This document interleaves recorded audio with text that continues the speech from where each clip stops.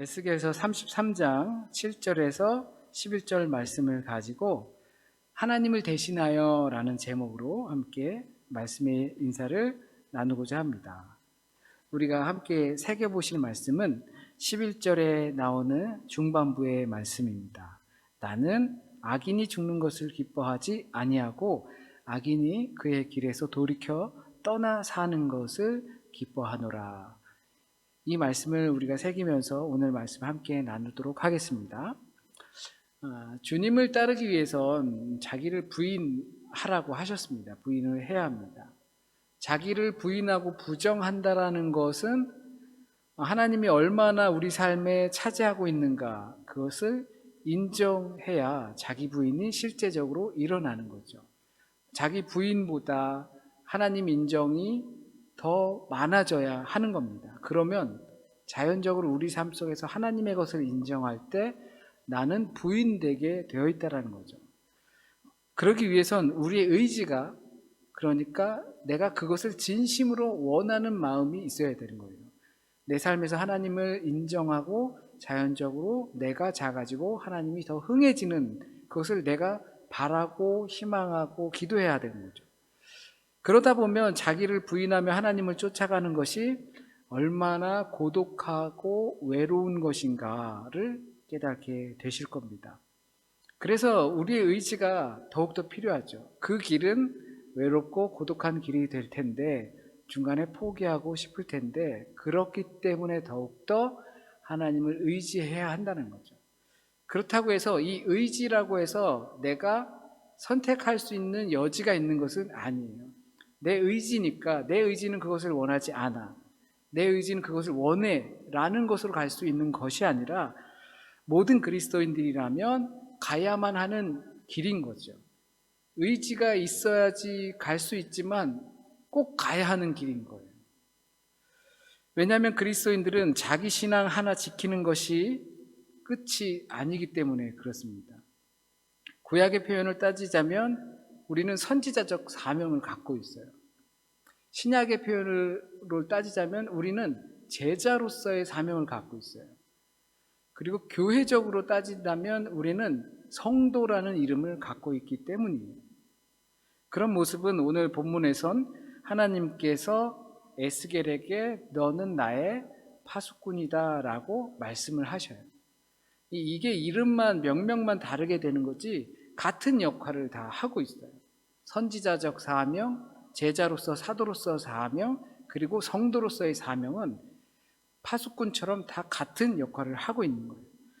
하나님께서는 에스겔에게 너는 나의 파수꾼이다 라고 말씀을 해 주십니다. 파수꾼이라는 말이 어려울 수도 있죠. 다르게 표현하면 군대에서 경비 쓰는 사람들이, 경비병들이죠.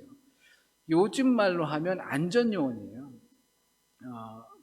큰 대형 마트에서 사람들이 이제 다 다니면서 이제 지켜보는 거죠. 이제 건장한 사람들. 그렇게 안전요원과 같다고 보면 좋을 것 같아요. 현대적으로 이제 기술적으로 표현하면 이제 감시 카메라죠. 한국은 감시 카메라가 아주 많잖아요. 그래서 사람들이 돌아다니기보다 그 감시 카메라를 보는 사람들이 따로 있죠. 관찰을 하다가 도둑이나 나쁜 일, 범죄들이 발생을 하게 되면 그러면 알람을 울리는 거예요. 알려주는 거예요. 거기 무슨 문제가 있습니다. 출동하세요. 출동을 하는 거죠. 내가 맡고 있는 지역을 감시하는 겁니다. 그래서 파수꾼의 역할이라고 한다면 먼저 경계를 잘 해야 되는 거죠. 그리고 문제를 발생했을 때 알려야 하는 역할을 갖고 있어요. 경계를 잘하고 알려야 됩니다. 하나님께서는 에스겔을 이스라엘의 보안요원 또는 경비병으로 부르셨어요. 그렇다면 우리 그리스도인들 또는 사명자들, 제자들을 하나님께서 우리가 지금 살아가는 이 시대에 우리 공동체 안에 경비병으로, 보안요원으로 세우신 겁니다. 우리가 그리스도의 제자가 된다는 것은 나를 부인하고 신앙의 고독함을 견뎌내지만 세상 속에서는 감시하는 파수꾼으로 부르신 겁니다. 이 사실을 꼭 기억하시기 바랍니다. 그리스도의 제자들은 이 시대의 풍조를 감시해야 돼요. 그리고 알려야 합니다. 그래서 파수꾼의 역할로 먼저 눈여겨볼 것이 있습니다. 그것은 바로 하나님께서 에스겔에게 해주신 너는 나의 파수꾼이다, 너는 나의 말을 듣고 라는 표현이에요. 이 말씀을 명심하셔야 돼요. 우리가 경계하고 지켜보고 문제가 발생했을 때 알려야 하지만 이렇게 말씀하시죠. 너는 나의 말을 듣고, 이 말 때문에 하나님의 경고가 완전히 색깔이 달라집니다. 일반적인 보안 요원과 하나님의 보안 요원은 차이가 있습니다. 일반적인 보안 요원들, 우리가 흔히 시내에서 볼 수 있는 보안 요원들, 경찰, 이런 사람들은 무슨 일을 하냐면요, 남들을 계속 주목해서 봐요. 남들이 무슨 잘못을 하나, 어디 무슨 문제가 있나, 이게 좋은 일을 위해서 하는 거죠. 근데 계속 남들을 주목하는 일을 하고 있어요. 그런데 그러다 보니까 이것을 조금 다르게 우리 현실적으로 표현하다 보면 어떻게 되냐면, 저 집은 어떻고, 이 집은 어떻고, 저 집은 무슨 차를 타고, 저 집 자식은 뭘 하고, 그것을 또 알려야 되잖아요. 파수꾼이니까. 저 집에다 알려주고, 저 집은 저렇대, 저 사람은 이렇대, 알려주는 거죠. 물론 그런 게 재밌어요. 진짜 재밌어요. 이게 혹시 어쩌면 파수꾼이라는 역할이 오해를 거듭해서 우리 삶에 완전 부정적인 모습으로 자리 잡은 것이 아닐까 생각해 봅니다. 하지만 하나님의 경계병은 어떠냐면, 일반적인 경계병은 사람들을 주시하지만 하나님의 경계병은 하나님의 말씀을 주시합니다. 그러니까 하나님의 입을 보고 있는 것이죠. 완전히 포인트가 달라집니다. 감시라고 하면 남들을 보는 게 맞지만 그 기준은 뭐냐면 내게 옳고 그름의 판단 기준이 있다라는 거예요. 남들을 이렇게 보면서 틀렸어, 잘못했어, 문제 있어, 큰일 났어 이렇게 하는 거는 그 옳고 그름의 기준이 나한테 있기 때문에 그거를 할 수 있는 거예요. 심지어 그런 자격도 없으면서 그러고 있기 때문에 우리가 살아가는 세상에서 관계나 이런 문제가 생기는 겁니다. 그래서 심지어 나팔수 역할까지 하게 되는 거죠. 우리는 특히 이 한인 커뮤니티 안에서 살아가고 신앙생활 하면서 넓은 독일 땅에 살지만 좁은 한인 커뮤니티 안에 살게 돼요. 그러다 보면 저 멀리 있는 사람들의 이야기가 바로 우리 공동체 안에서도 들려요. 하이델베르크라고 그렇게 멀지는 않지만 한 15년 전쯤에 거기에 사시는 분이 우리 교회에 있다가 그쪽 가서 이렇게 와서 만나서 대화하다가 제가 전도사 때인데 전도사님 그 하이델베르크에 소문났대요. 제가 4가지가 없대요. 상말로 4가지가 없대요. 그렇게 소문이 났대요. 그래서 제가 뭐라고 그랬을까요? 와, 정확히 봤어요. 정확히 보셨다고. 그거 어떻게 알았냐고. 그 소문이 거기까지 났냐고. 이런 시국이 우리는 살아가고 있어요. 넓은 독일 땅에 살면서 좁은 한인 커뮤니티에 살아가는데, 그렇게 말할 수 있는 것이 이 하나님의 경계병이 아닌 인간이 살아가는 습관의 그 경계병을 살기 때문이 아닐까 생각을 해봅니다. 하나님의 파수꾼은 마치 언어를 잘 듣지 못하시는 분들이 사람의 입술을 보면서 뭐라고 말하는지 판단하는 것처럼 그 하나님의 입술을 가만히 계속 주시해서 보는 것이에요. 그래서 이 파수하다라는 히브리어의 단어가, 구약 성경의 단어가 하나님을 바라본다라는 의미가 같이 들어가 있어요. 우리가 신앙인으로서 경계를 선다라는 것, 그리스도인으로서 경계를 선다라는 것은 다른 사람들 보는 게 아니라 하나님을 바라보는 것이에요. 하나님의 입술을 바라보는 것이고 하나님의 말씀을 바라보는 것이에요. 뭐라고 말씀하시나요?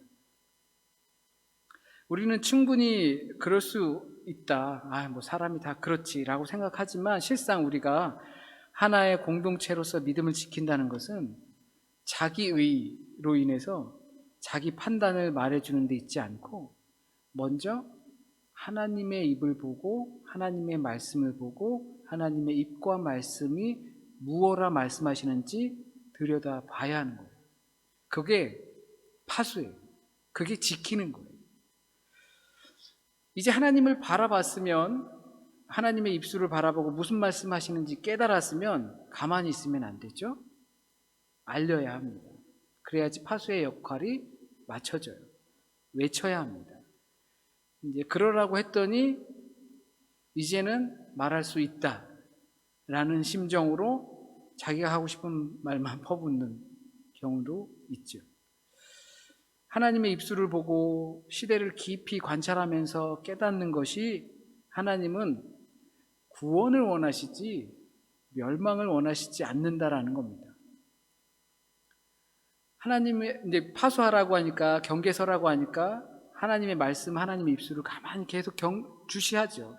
그리고 그 주시하고 깨달은 것을 전하라고 외치라고 하셨으니까 외쳐야죠.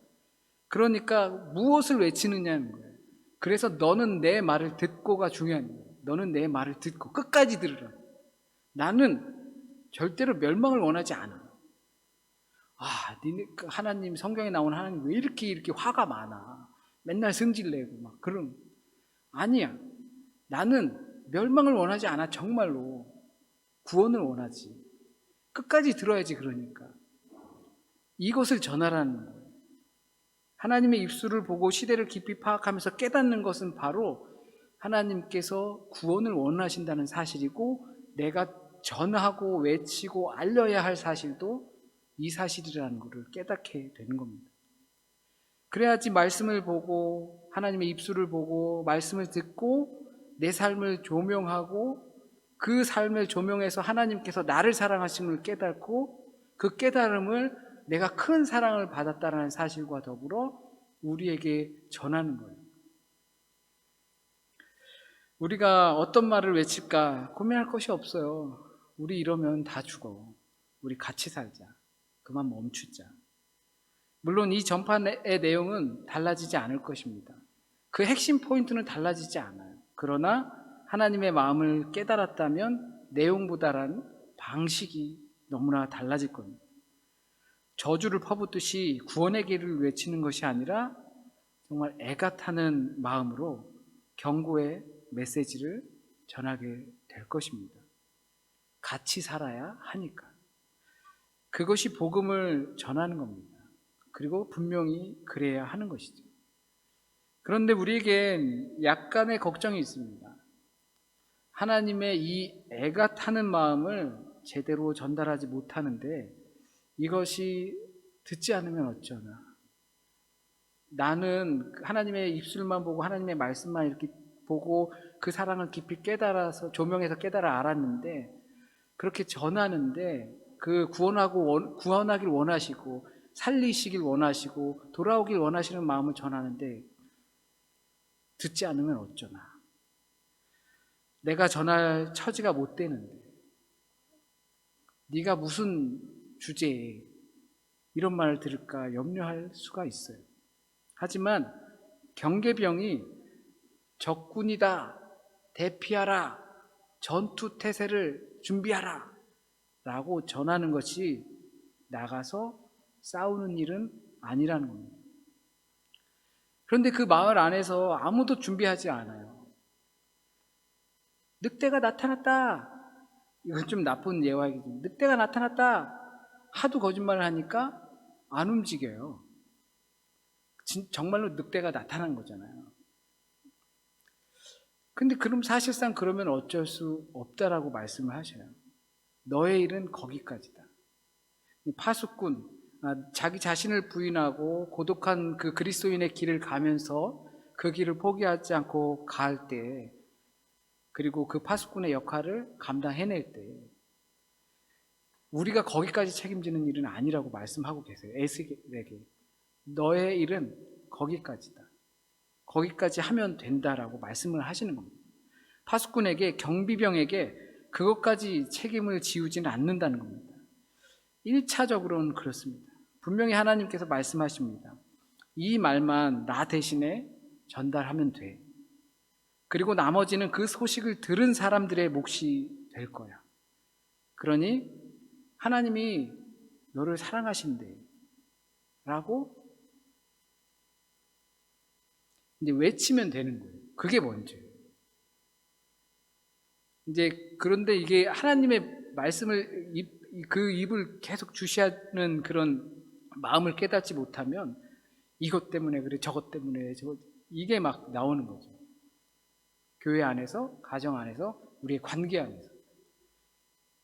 그런데 파수를 정말 제대로 하게 되면 이제 하나님이 너를 사랑하신대. 요거를 깨닫고 내가 알릴 말은 요것뿐이라는 거죠. 그러니 지나치게 다음을 걱정하지 않으셔도 됩니다. 그것이 우리 그리스도인들이 하나님께서 주신 시간 속에서 이 세상의 안전을 지켜내는 첫 관문입니다. 적군들이 막 올 때, 그럴 때 파수꾼들이 잘 보고서 나팔을 불어서 알려줘야 돼요. 그리고 준비태세를 하는 것은 그 다음에 몫인 거예요. 우리 그리스도인, 제자들, 성도들은 그 역할을 먼저 해야 돼요. 하나님이 우리를 얼마나 사랑하시는지 모른다. 그래서 하나님께서 구원하시길 원하시고, 그래서 돌아오길 바래 라고 애끓는 마음의 표현인 거예요. 하나님께서는 우리를 성도로, 제자로 부르셨습니다. 그렇게 주님을 따르기 위해선 내 안에 나보다 하나님이 더 커져야 합니다. 그것이 자기 부인입니다. 그런 길은 외롭고 힘들 수밖에 없습니다. 우리의 신앙이 취미생활이 아니기 때문에 그렇습니다. 그런 우리에게 하나님께서는 파수꾼의 역할을 맡기셨습니다. 경계하고 외치라고 명하셨습니다. 하나님의 입에서 나오는 말씀을 바라보고 그 말씀으로 나의 내면을 들여다보고 내가 하나님과 더 가까워지기 위해 얼마나 나를 사랑하셨는가 깨닫고 우리는 그 하나님의 말씀을 전해야 합니다. 하나님은 너를 너무나 기다리고 계신단다. 이것이 하나님을 대신해서 우리가 해야 할 일이라 생각합니다. 이제 이 문을 나가시고 또한 교제를 마치시고 우리의 가정으로 가고 우리의 삶의 터전으로 가셨을 때 내 역할이 뭔지, 성도로서, 신자로서 하나님께서 나에게 맡겨주신 첫 번째 역할이 무엇인지 이것을 알고만 있지 마시고 어떻게 하면 실천할 수 있을까? 어떻게 하면 그렇게 주님의 자녀로서, 제자로서 또는 파수꾼으로서 살아갈 수 있을지를 고민하고 결단하실 수 있는 저와 여러분이 되길 진심으로 바랍니다. 기도드립니다. 하나님, 아름다운 날입니다. 주님 주신 날이 참으로 놀랍고 감사합니다. 여름이 다 갔나 보다.